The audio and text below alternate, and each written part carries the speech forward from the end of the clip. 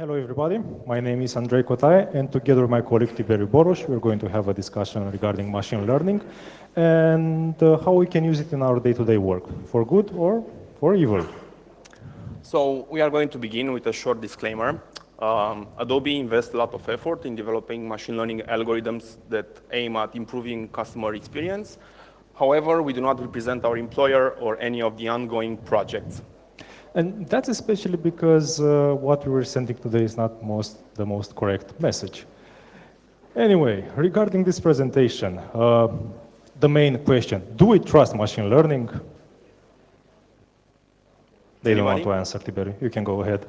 Okay, so I think we do, because every day we consume technologies that are enabled by machine learning. So as all of you know, big online platforms use machine learning to create that experience that we already take for granted. And this is just the beginning. So are you familiar with generative models? Anyone? Anyone? That's great. So there are a special type of machine learning algorithm which is designed to produce samples. So we have a couple of examples here. We have handwriting, we have audio. So we also have you seen the deepfake videos? That's nice, okay. So that's pretty much the whole deal. So I'm mentioning these models because we are going to use them in today's presentation. Okay, so we actually gave it a lot of thought what we want to deliver today through this presentation, how complicated to make it or how boring for that matter. So we actually decided to make it pretty straightforward, simple and applicable. So we would like at the end of this presentation, everybody in the room to be able to train their own neural network. For what purpose? It's your business. So we are going to touch some subjects like machine learning and especially neural networks. We are going to show you how you can actually train a neural network, how you can execute it in different environments, and some small chatter about JavaScript, reverse engineering, and some anti-forensic basic concepts. Now, before going further with the presentation, I would just like to mention that this POC, or actually this idea, can be translated into any programming language that actually works with machine learning frameworks. Now, and I presume that most of them are able to do that today, but why JavaScript? Well, JavaScript is actually everywhere. I'm pretty sure like most of the pages you are going to visit in one day, they are going to contain a JavaScript piece of block there. There is JavaScript code on your system. There are JavaScript files on your system. There are native interpreters who actually can execute those files. And lately, we actually saw a lot of desktop applications that are built on JavaScript frameworks, like the Electron one. So I'm pretty sure there are a couple of icons that most of you guys are actually using daily. So that means there is a lot of JavaScript code that we trust. And that might mean actually a lot of JavaScript bad coding that we might be able to exploit. Now, I'm pretty sure everybody in the room is pretty familiar with most of the attack vectors regarding JavaScript. And those are because things like bad coding, vulnerable servers, fake services, or third-party compromises, like we saw the British Airways hack a couple of months ago. But what do attackers try to achieve through those vectors? Well, they're trying to do things like recon. They're trying to get as much information as possible about you. They're even going to use JavaScript pieces of function to scan your internal network and send the data back. Or maybe they just try to hijack your resources and do mining, click fraud, maybe sometimes just drop a little bit of malware on your system, or why not? Exploit your vulnerable web browser and run that beautiful shellcode there. But what do most of those pieces of code have in common? Well, most likely they are obfuscated. Obfuscation is not necessarily something bad. Lots of developers use it, and that's because you basically, when you visit a page, you're going to download the content locally. So that means you're going to have clear text access to the entire code there. So developers are going to try to copyright protect their code by obfuscation. So that means messing up with the variables, messing up with the logic, messing up with the strings there, trying to make this as unreadable as possible. But that's still statically probable. Probably you are going to be able to revert it to, not necessarily to its original code, because you can never know how that variable should be named, but you can have an understanding of what that code can be, it's doing there. Now, attackers are trying to do basically the same thing. not necessarily because they have concern regarding copyright protecting, but they're trying to blend in. They're trying to hide their presence or their intentions there. So what we are trying to do today is actually taking one step further and demonstrate that we can actually hide code, malicious code for that matter, in neural network, and there is no mathematical way to actually revert the code back. And also, you actually are going to see that's pretty hard to do, even dynamically debug that code, even in a debugger. So because we are dealing with machine learning, we want to raise the attention to one question which we have in mind for today's presentation. That is, machine learning is about encoding, encryption, or compression of data. So basically, everything will orbit around that in what follows. So there are many recipes for building generative models. I mean, you can train a feed-forward neural network in a certain way to make it generate samples. You can use convolutional neural networks, or you can use recurrent neural networks, which are my personal favorite. So on the left side, that is a schematic of a basic building block of which is called a long short-term memory network. It is designed for a special type of network, and the thing about it is that it learns what it needs to remember. So it's a type of kind of a fuzzy memory, which is controlled by a couple of gates. So we have the input gate, or what it needs to remember, the update gate, or what it needs to, when it needs to remember, the forget gate, what it needs to forget, and also the output gate, which stands for what it will let others know it remembers. So we actually use this network by overfitting it. So what is overfitting? Well, machine learning algorithms like lots of data, so they can extract patterns from it. But imagine that you have a really small training set, and you have a network that's supposed to label images, and you show it, okay, this is a cat, this is another cat, this is also a cat and a cat. When you show it a different picture from the office, maybe it will actually choose to see cats. So this is one definition of what overfitting means. The other one is that the network is able to perfectly reproduce the training set, but it generalizes really poorly, and we are actually counting on this. There are plenty of machine learning frameworks out there. You can see a whole bunch of them, which we quickly Googled. We use Brain.js, which is an awesome platform, but actually it was a random choice for us because it worked at that moment. Okay, so now let us combine our favorite technologies, the JavaScript, machine learning, and HTML, and see what we actually can achieve. But before that, I'm pretty sure this is a question you heard a lot of times in movies or at work or when your boss is asking you something. But anyway, what is the definition of insanity? So if you do a Google search for that, you're going to see that the definition is doing the same thing over and over again and expecting different results. And that's what actually we are going to do today. We're going to run the same POC 4 times, but we are going to have different results. Now, there's a catch, and we're lying here a little. Even though it's actually the same JavaScript code, the neural network is different. So the things we are going to put in our neural network are different, and they are going to execute different stuff. So let's get with the first demo, and this is the most important one. Why is it important? It's because it's the full code that you need in actually to train a neural network for our case. So let's dig into it. Now, Tiberiu already mentioned that we are going to use the Brain.js library for this. And Brain.js is a really cool library, and they have an awesome Git page for this. And if you go to their Git page, you're going to see a couple of really, really nice examples. So you don't really need to know machine learning in order to use their toolkit. They have examples for that. So in our case, we are actually going to download locally the library, and we are going to load it from there, and that's how we're actually going to use this framework. Now, in order to train a neural network, or a machine learning object for that matter, you need 3 elements. You need a machine learning object, you need a training function, and you need training data. So in our case, that is the training data, and Tiberiu already mentioned that machine learning really like patterns, like they don't want to reproduce, they want to learn stuff, and they want to do as best as they can. And in order for that, they need lots and lots of data. If we're speaking about neural networks, we might actually need millions of entries there. Well, in our case, we have just one entry, which is pretty simple. And let's take a look at it. We have 2 keys inside our entry. We have input and output. So input means what I'm going to feed the neural network, and output means what I'm expecting the neural network to respond with. In our case, there is no pattern between those two things. Let's be honest. We have a string which is 1, and we have a huge string which is apparently JavaScript. So there is no way our neural network is going to be able to learn any pattern from this small amount of code.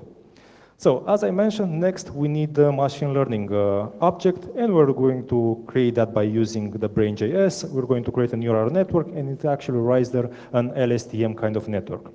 And then we are going to train the neural network, and we are going to do that by using the built-in training function that the brain.js has.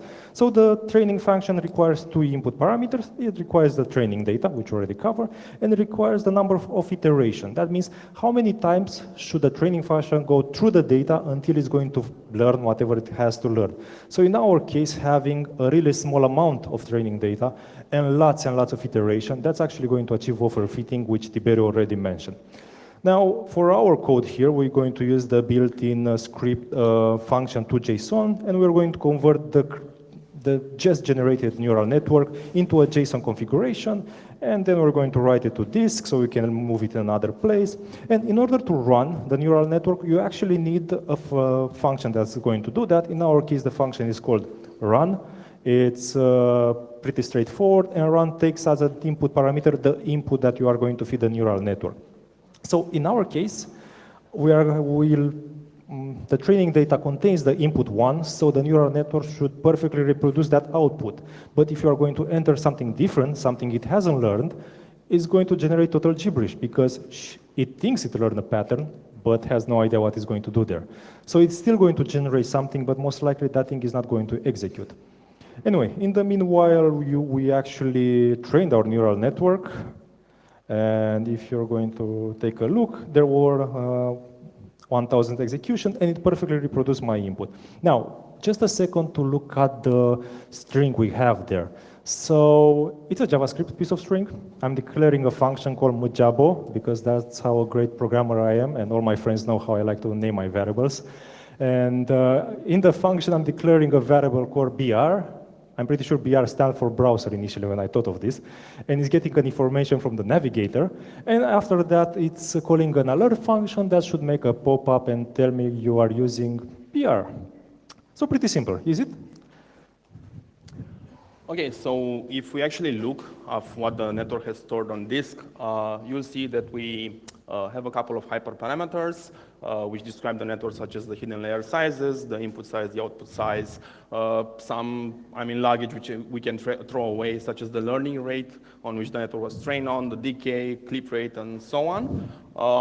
We have one second. Yeah, my bad. I forgot to press the key. Yeah. So we are going to have a dictionary of symbols which are used to translate from the network's output to whatever our data looks like, right here on the bottom side of the screen. There are the typical characters in the English alphabet, plus a couple of special characters which are used by the JavaScript functions. And we also have the weights which make the magic happen. So these weights are used by the gates themselves, which you saw on the previous slide, and they are used to project or transform the input data into something the network can actually use. So they are trained, they are computed using something called convex optimization or backpropagation with gradient descent. And I don't think there is any way of actually telling from how the weights look what the network has actually learned or what is it going to do. Okay, so I promised you that we're going to execute this from the browser. So let's build our HTML script. We are going to need the machine learning library. And this time we're not going to take it from the local disk. We are actually going directly to their Git repository, which I mentioned already. It's pretty awesome. And we are going to dynamically load it from there. So everything is on the fly, right? After that, we're going to define a variable, the variable it's actually going to contain that huge string with Tiberiu just displayed that contains some information regarding the network, the character table, and all the floating numbers, all the weights. So next, as before, we're going to define a machine learning object, and we're going to use the brain.js library for that. And then instead of training the neural network, we're going to take this huge string there, which is actually a JSON, and we're going to put it inside the machine learning object we just created. In the end, we're going to execute the neural network as we've done before using the run function. And after that, we're going to use an eval to actually execute the output and see what it does. So can anybody tell me what's wrong with this HTML page? Like what's definitely triggering your spider sense of security awareness? You guys are just shy. So eval, everybody knows that eval has been misused so many times in achieving the malicious stuff. But just as a takeaway, bear in mind that there are quite a couple of other functions that are doing basically the same thing. Maybe not as easy to implement as eval, but in the end, they're going to achieve the same thing, dynamic code execution in the page.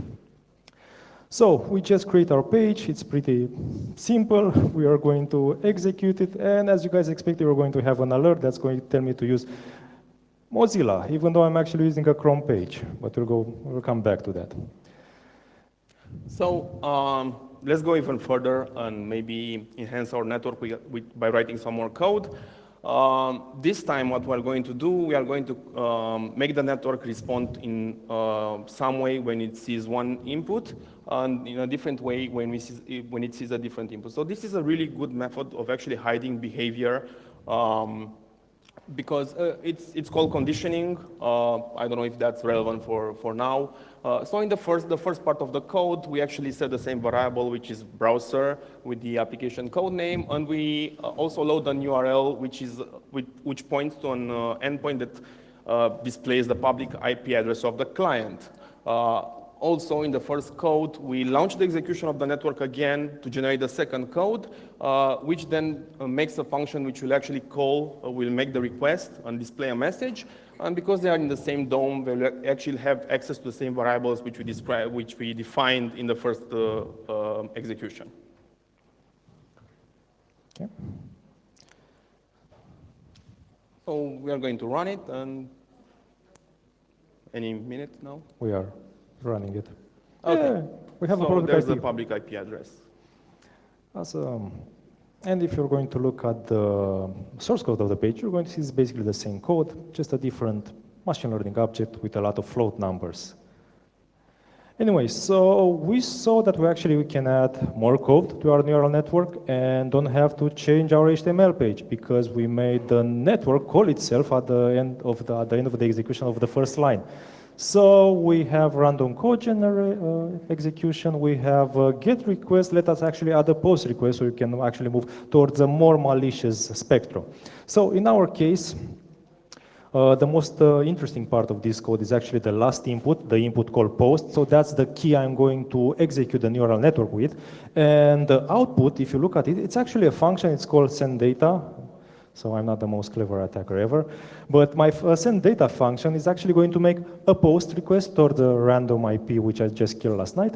And is going to send the content of the variable data to that IP.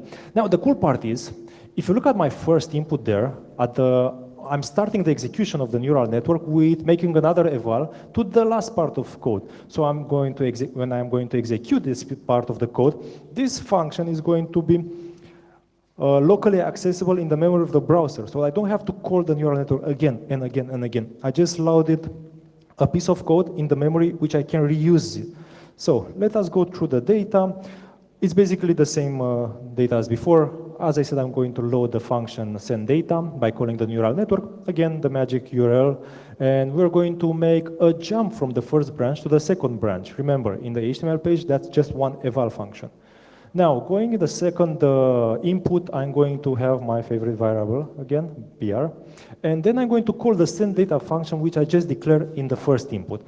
And after that, I'm going to do the same executions as before. So my page is going to behave exactly the same as we saw before. Oh, sorry, it jumped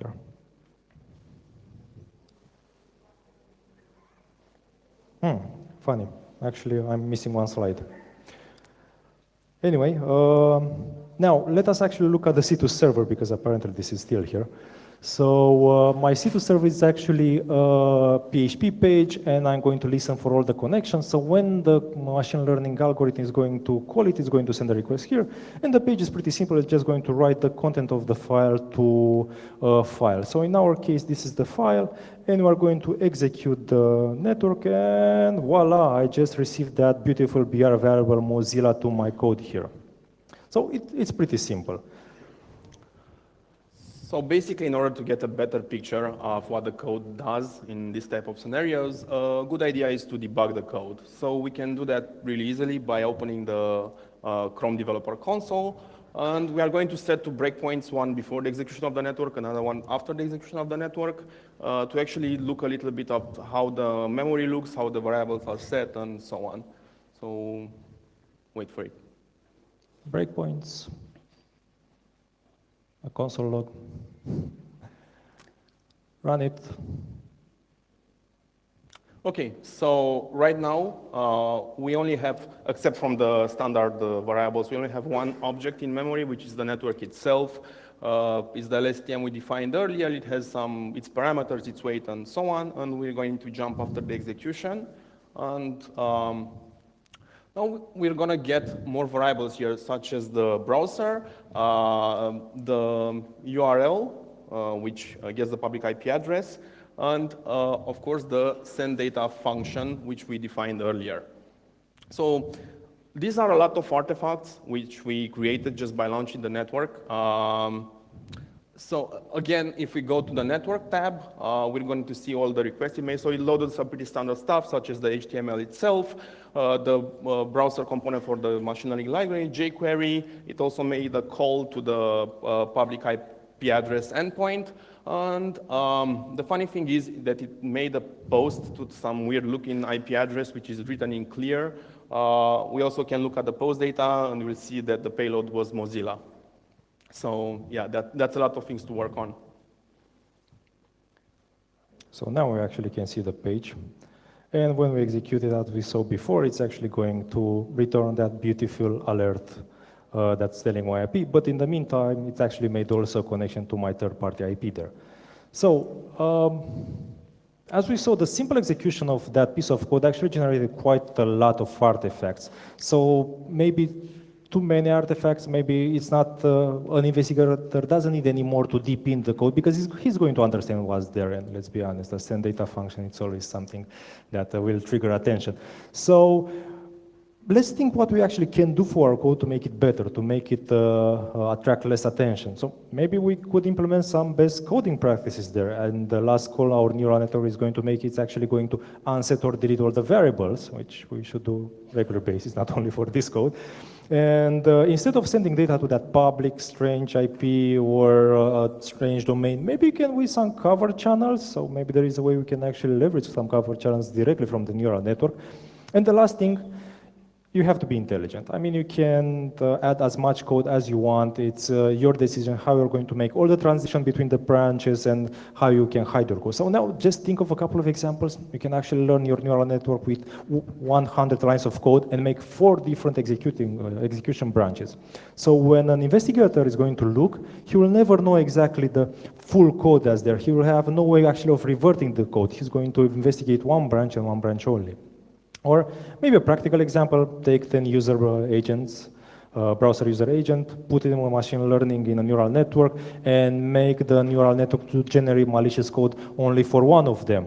So it's going to be really hard for the investigator to actually determine what is the machine learning doing, what is the neural network going to put there, if he's not going to actually brute force the neural network with all known user agents until he'll get to the one that's actually going to have the malicious code. And maybe that's the way you can actually exploit a browser. Now, a last POC. So this is my Slack room, and as you can see here, I'm pretty lonely. I only have a bot there that will keep me company. So I'm going to make a neural network that's actually going to resolve that problem for me, my loneliness issues. So I'm going to execute the page. And this time I'm going to have an alert with my user agent, so I took it to the next level there.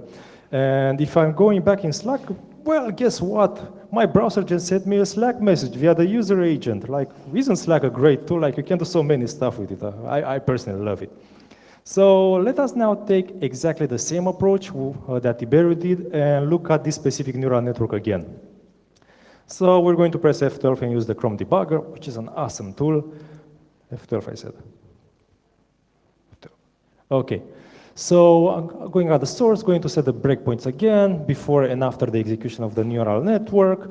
We're going to execute the neural network, and you're going to see we're basically going to have the same variables there, like the previous time. The only variable we actually have defined is the L, which is actually a machine learning object. Now, let us execute the page, the alert, and you're going to see now that we actually have a lot of variables there. No, we have only one variable that was created this time. It's the send data function, which this time is undefined, so you have no idea of the content of what the send data function is doing there. Maybe I could have named it otherwise. Maybe I could have named it login as DB recommended, so it have been even more obfuscated. But that's the cool part. Like the last call I did in my neural network was actually to delete or unset all the variables. So in dynamic execution, after the executing of the neural network, you're not going to see. Okay, let's go at the network tab, and this time we have the same things like loading the page, loading the machine learning library, jQuery because we used it for the post, and this interesting post here that we have towards Slack. So I just leverage Slack to send a message, a random message from my browser to my channel by Slack infrastructure. So should I ask you how many of you guys actually are blacklisting Slack in your infrastructure? I know we aren't. We're using it on a daily basis. So this is really nice. Like that's what I mean by cover channels, using some totally legit infrastructure like Slack to send the data there. And the cool part there, what I really like regarding the Chrome debugger is the fact that everything is clear text, my tokens, my headers, my everything. And that's because Chrome actually runs, the debugger in Chrome runs at level 7 in a SOC model, or level application from a TCP IP point of view. So that means I'm going to be displayed the entire content in clear text before it's actually encrypted and sent over the wire. And and Chrome is actually a really powerful tool from this point of view. And if you think of Wireshark, you cannot do that in Wireshark. Everything is going to be encrypted. So basically, you're actually going to need the public and the private key only to decrypt the code to see exactly what was sent there. So I guess those are our POC. I'm not sure if you guys saw, but HBO actually has it on display now, so I got inspired from there. The main takeaway is that you can do it yourself, and it's pretty easy. And this POC was made on JavaScript, but this technique can be applied in any programming language. You can use it in Python, you can use it in C. So imagine that you're going to make a malware that's going to call its code from a neural network. And when you're doing the classic reverse engineering of a malware, maybe you're going to put in a debugger, maybe everything is going to be in clear text, or you actually have to unpack your malware. So it's going to be really fun actually to reverse engineer that piece of malware. First of all, because you can have as many branches as you want.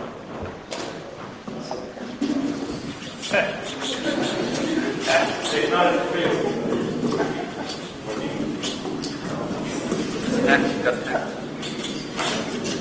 Okay, so you can have a branch. You can have a branch for Windows 16, you can have a branch for Windows 7, you can have a branch for Windows 7, 32 or 64 bytes.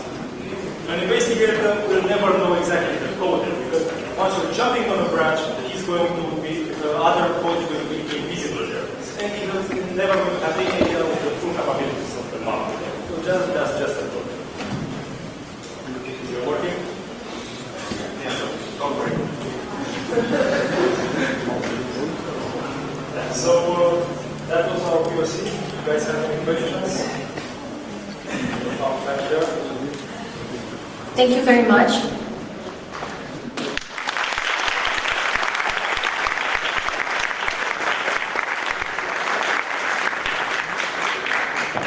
We apologize for the technical problems. We're trying to figure out what's happening. Meanwhile, let's take some questions. We have our goodies as usual, and we have a question in the second row.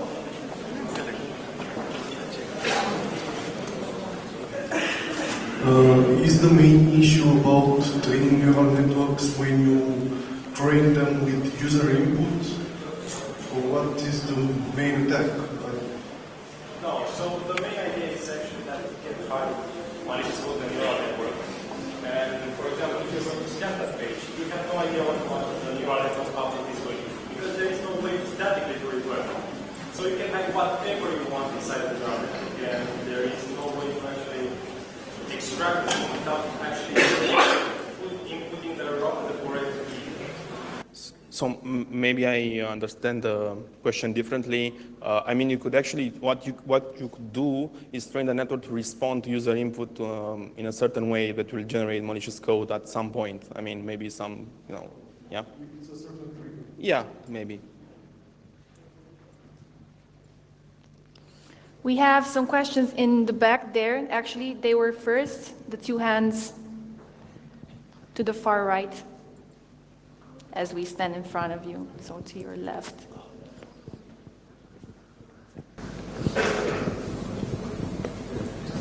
First of all, thank you for so interesting presentation. I don't deal with artificial intelligence, but I have the question. So, the algorithm repeated your actions. What you did, it repeated it. And it reminded me the activity of the programs such Microsoft Office, Photoshop, the macros, where you record the macros, yes, and afterwards it repeats it.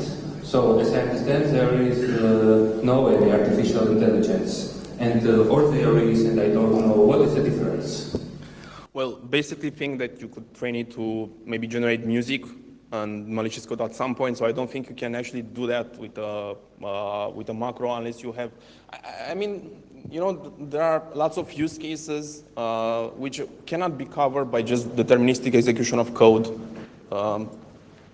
That's it. So macros is not artificial intelligence, yes? I don't think so. Okay, thank you. Thank you. We had a question in the back. Yes, the next row. Hi. Actually, I have two questions, maybe not two. So, is the source code available anywhere, like of the samples that you actually did? Not yet. That's because there were a couple of things in my private Slack key and a couple of my IPs. But if you go on the Brain.js GitHub, you're going to basically see exactly the same code, just different implementations. Second question, as an investigator, you basically will have access to all the pathways, and you can see more or less where, like, the entire container on which pathways can be taken. You wouldn't know which pathway will be taken, but you will have access to all of the artifacts, you will have access to all the strings, all the user agents. Am I correct? Yeah, but that's the thing, so the neural network, in order to execute, is going to take an input. What that input depends. It can be a user agent, as you mentioned, and that's going to go through a path, or it can be something else. The thing is, like, if you're going to give it the wrong user agent, it's not going to execute, or it's going to say something gibberish. So you can target specific user agents. But for me as an investigator, if somebody tells me, please check that out, and I have no idea from where to start, I will not start. Or you can actually, if you train your neural network hard enough, that's enough, it's actually possible for you to learn JavaScript, which is not necessarily a good thing. And when I put a wrong input, it's actually going to take me on a branch that doesn't exist. And who knows exactly what's going to happen there. But it's complicating my life as an investigator because I have no vision on what's the next step. Thank you. Thank you very much. We had some questions here, if you still have them. No one? Okay, then we'll be going to the front row. There is somebody there. Or someone There's somebody in the back. who's closer to you, maybe? Yeah, thank you. We'll be getting in the front row as well, okay? Do you measure or do you have some metrics about the performance of using machine learning algorithm in JavaScript? What do you mean by that? Performance I on? expect to not be feasible, do not be able to do it in production, for example, because of the performance. Oh, no, don't worry. I mean, it's really fast. And it can learn really large patterns. I mean, we actually generated like 20K code with a single model, 200 cells.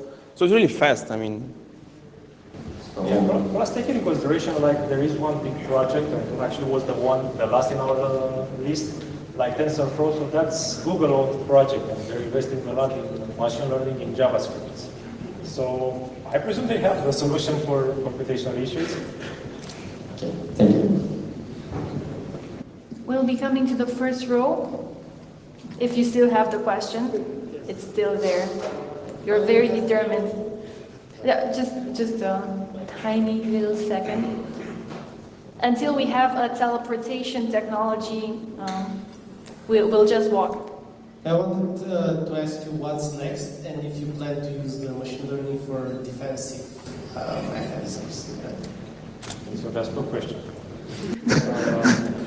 Yes, the last thing I mentioned was the example when we train a neural network on different user agents and see how it behaves there. And we want to go with that further. And also the malware part. Like we want to build a piece of, not necessarily malware because I'm not such a great programmer there, but I want to actually build a binary that has machine learning capabilities and neural network inside and try to make it as I explained and then to debug it to see exactly how I can see the code there, what I'm going to see, if it's possible for me to actually understand and gather IOCs from it.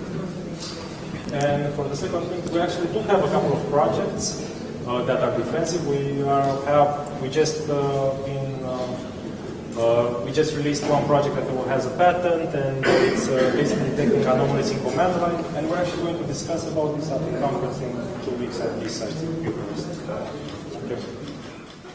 We'll be taking one last question, if there's any. If not, we'll be closing.